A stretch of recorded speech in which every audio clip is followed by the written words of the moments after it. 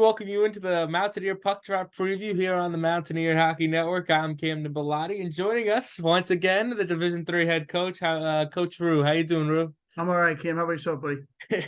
I'm doing well. How was your Thanksgiving? So Thanksgiving was a little iffy. Unfortunately, the break was definitely well received.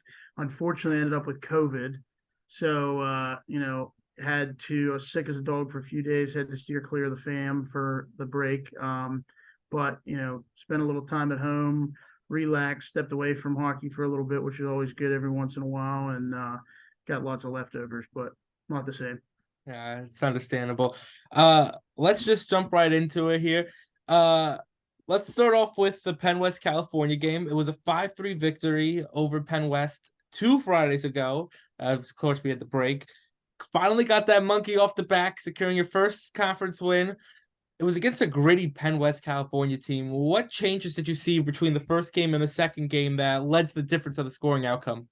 So, I mean, when we talked the last time, we were in the middle of a real ugly piece of the season. And, one thing that I mentioned the last time we got together was the fact that as the head coach, as the coaching staff, I mean, sometimes you've got to be able to look at things through some different lenses that maybe the guys don't.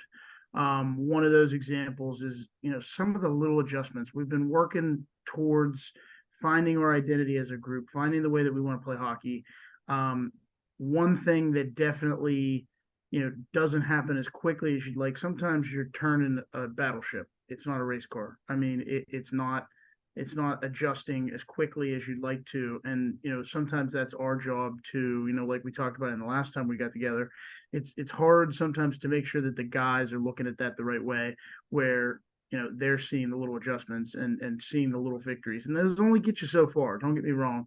But especially with a young group, I mean, we may have mentioned this the last time. We've got a pretty young group. I mean, we've got one or two seniors, couple upperclassmen, period, and then we really only, most of the team is going to be sophomores and freshmen. So, with that being said, a lot of getting used to the pace and all that kind of thing. It doesn't come as fast as you'd like. Now, that being said, in the middle of that slide, we definitely were making some adjustments. I saw glimpses more often of the hockey we wanted to play. So the Penn West game, the first time through, didn't think we brought our effort at all. We ended up losing that game pretty badly, and I think it was phoned in pretty bad. And I think part of that was just the fact that we're in the middle of a slide. It's hard to keep everybody checked in, that kind of thing. Not that that's an excuse, but I think that's the reality of our situation.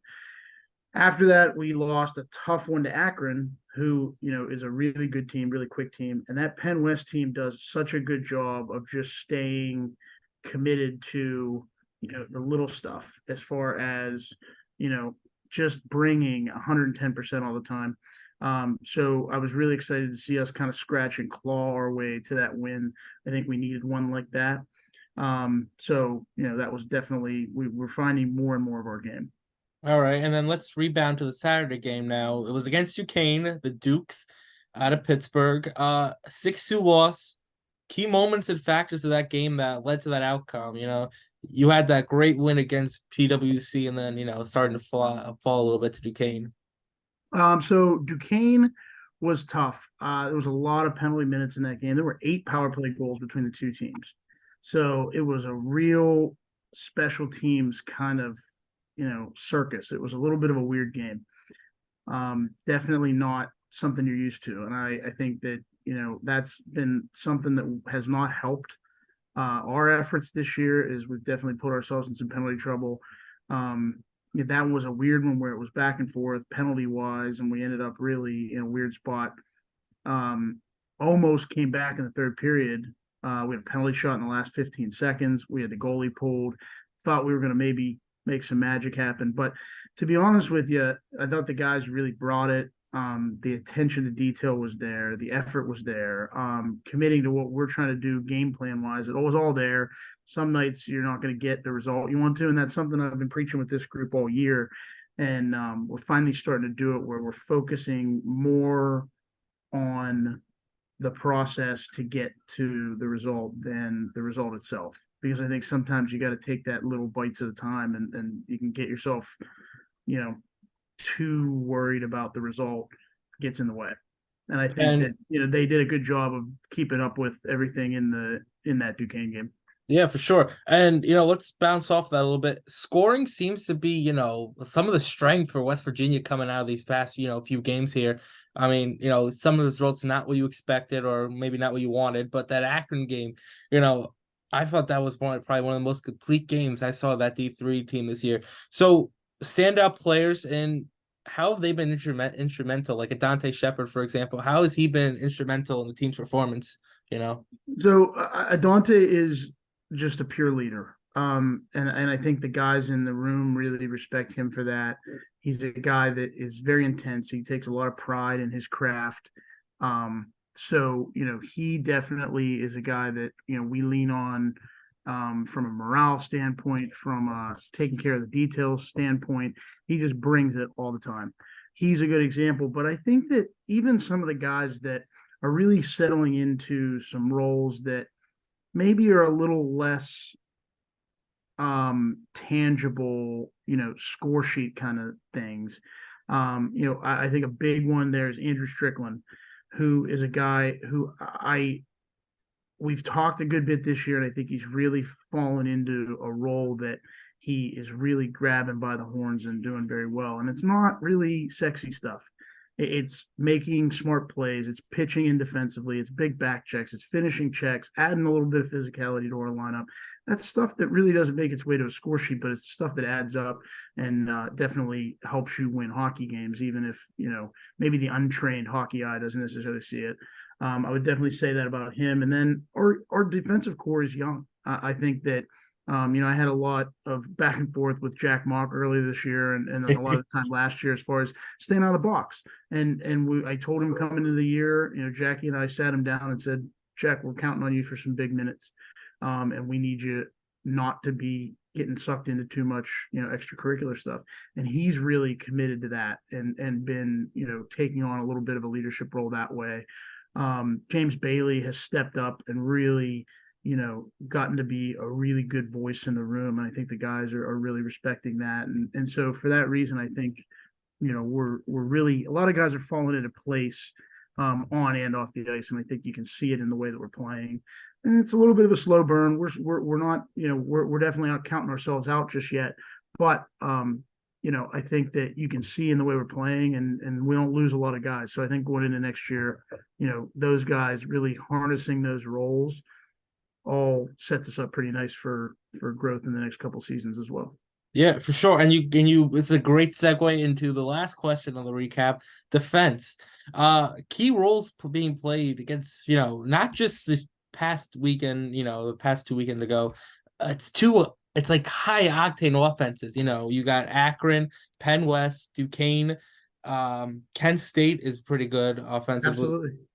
How would assess the team's defensive strategies and goaltending in those kind of games? One thing that I preach to the guys is as far as the way that we game plan and the systems that we run, we're not trying to reinvent the wheel. And those guys are probably so sick of hearing that out of my mouth. But we don't want to be a team like I don't pretend to be Scotty Bowman. I'm not trying to overcomplicate the scheme. We want to play hockey in a pretty uncomplicated way, and we want to do all the little things right. And that's not something that is always embraced right off the hop. And especially a lot of my guys end up coming from high school teams where I end up with a lot of guys that if they're playing on a lower end high school team, a lot of guys I recruit pretty local, between the Pittsburgh area and West Virginia. So I end up with a lot of guys who got to be the big fish in the small pond for a while. And what happens there is that can help your growth in a lot of ways, but it can create a lot of bad habits. So, things you could get away with for a bunch of these guys because of either their speed or their talent or their brain at the level they were playing before this, they have to kind of unlearn some of those same bad habits when it comes to playing the way that is going to be successful at the college level. So I think that's something that we're really committing to right now is just, protecting our own ice and not trying to manufacture opportunities going north, but really, protecting our end first and then letting those organically be created. So I think that the way that we're doing that, we're doing a much better job in the last 3-4 weeks here of protecting our ice in our end and giving our goalies, because we've got three really nice goaltenders at our level. And, we're giving those guys a chance to be a little more successful too, which I think is helping the effort all around. All right, and then let's start to segue into the RMU. The Colonials out of Robert Morris is coming down for a one-game series in Morgantown. Uh, Game is set for Saturday. What challenges does RMU present, and how can WVU capitalize on the recent strengths of defense and offense to get the victory? So being honest with you, I mean, I will before the weekend, obviously, but given the week off, especially as sick as I was, I didn't spend a whole lot of time scouting any RMU film yet. I do, this season I've tried to make sure that we do a little bit of a pre-scout if there's film available, so that we can just get a little bit of an idea of, what that team is going to, what are their tendencies, what are some strengths and some weaknesses that we can kind of point out. That being said, I have not got to there yet because, we're really just focusing. That week off was nice, especially coming out of that month of pretty rough play. I mean, especially, like I said, there were some small victories there, but, we were in it. And it was, you could tell in the room, in the coaching staff, everybody was pretty stressed out. So to get a couple good games, couple good weekends in a row,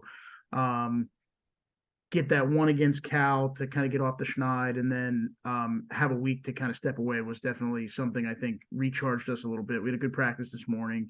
Felt good to get everybody back together. Because of that, like I said, I guess the long story short there is that I haven't done too much of a pre-scout on RMU yet. That being said, I'm not really focused there too much. I like to have that little bit of scout, because then I think it gives the guys a little bit of confidence going into a game weekend to have a little bit of an idea what to expect. But for the most part right now, we've done a really good job in the last 2-3 weeks here of just identifying our identity as a group.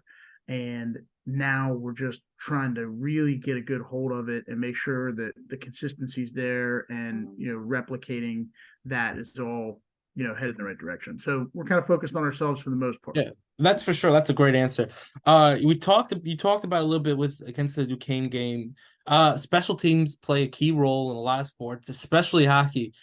How have the power plays and penalty kill units been performing? And additionally, how might their effectiveness influence a game against, an RMU team? So I think, unfortunately, our PK unit has gotten a lot more work than we'd like it to have.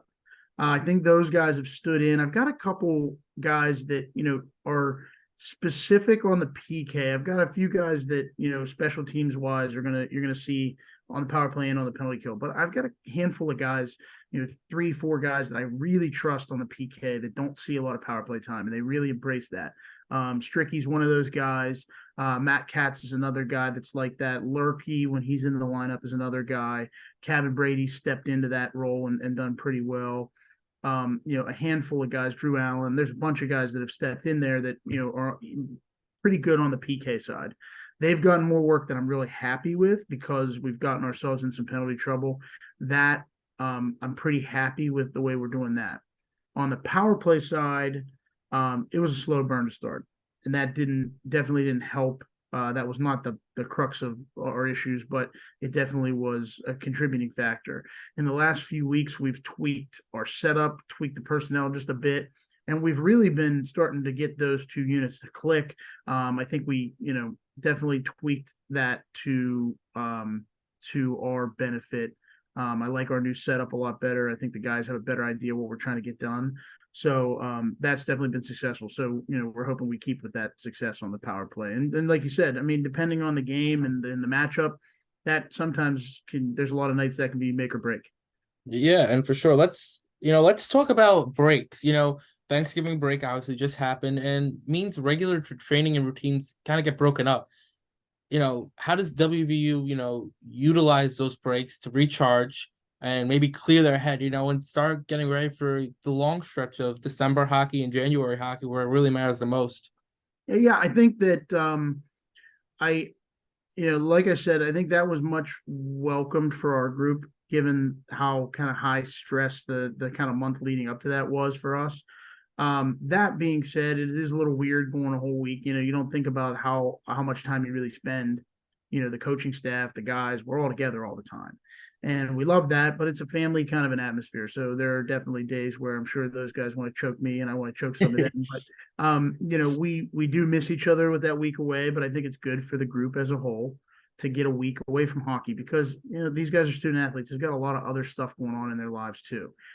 They're busy with schoolwork, they're busy with other extracurriculars that they've got going on. So it can definitely get to this point in the year where I think that everybody's welcoming a little break. So then kind of recharges the batteries real quick for another couple weeks. I think we've got 2 conference games left, and then it's Christmas break, and that one's a little weird because making my transition from the high school game to the college game, having a month and a half between seeing the guys is a little strange. So you're in a little bit of a way, you're coaching 2 little seasons to a certain extent because you got to get everybody back in the rhythm of everything coming out of that break. Once again, I think it does a nice job to refresh everybody's batteries and everybody gets a little bit of time away and that kind of thing. But it's definitely a little bit of a strange situation. So this morning it was a lot of just knock the rust off, get a little bit of conditioning in because everybody's home for Thanksgiving, definitely not eating too well. But like I said, it's definitely welcomed as well. So yeah, for sure. And you talked about it a little bit. How does playing 2 games? There's 2 games before December break. So you have this Thanksgiving break and you go right into December break. How do you keep yourself focused, the guys focused when on the realm is a much longer break? Yeah, it's interesting, kind of keeping the right mindset on everything.